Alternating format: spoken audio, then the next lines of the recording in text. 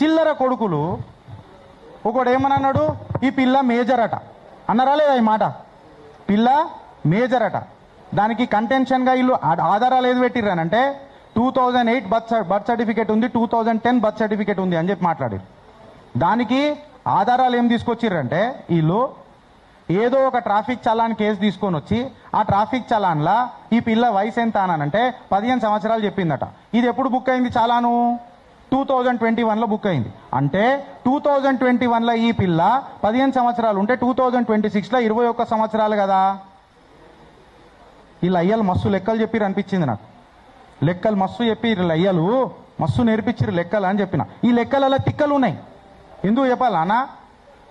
Traffic చాలానప్పుడు ఎవడన్నా birth certificate చూసిండా అన్న? Traffic చాలానప్పుడు ఎవడన్నా మెట్రికులేషన్ సర్టిఫికేట్ చూసిండా అన్న? ట్రాఫిక్ చాలానప్పుడు నీ ఏజ్ ఎట్లా నిర్ధారించింది అనేది ఒక క్లారిటీ వచ్చిందా అన్న? నువ్వు మామూలుగా నిలబడ్డప్పుడు పోలీసు వాళ్ళు అడిగినప్పుడు చిన్న పసికూనలు భయపడరా? ఏమైంది అని అంటే ఎంత నీ వయసు అంటే 15 అని చెప్పి రాసేసి అయిపోయింది. దాన్ని పట్టుకొని వీళ్ళు వేస్తారు. ఇంకా ఇలా సక్కదనాలు చూడుర్రి.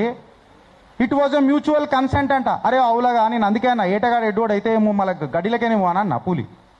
ఎందుకని అంటున్నా అంటే ఇది పాక్సోరా మైనర్రా. ఇప్పుడు ఇంకొకటి చూడుర్రి క్రూషల్.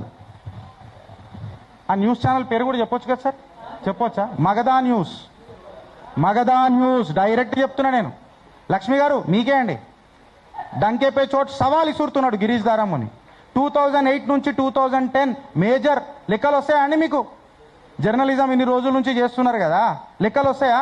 2008 తీసుకున్నా 2010 తీసుకున్నా మైనరే కదా, మైనరే కదా. ఇలా మాటలలో మనువడ ఇది కరెక్టేనా?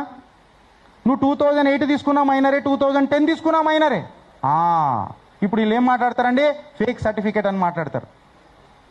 ఒక ఫ్యాక్ట్ ఏంటంటే ఈ మిస్ మ్యాచ్ అయిన డేట్ కోసం కరెక్షన్ పెట్టిరు సార్. కరెక్షను జూన్ 2025లోనే పెట్టిరు సార్. పోలీసు వాళ్ళు సెక్షన్లు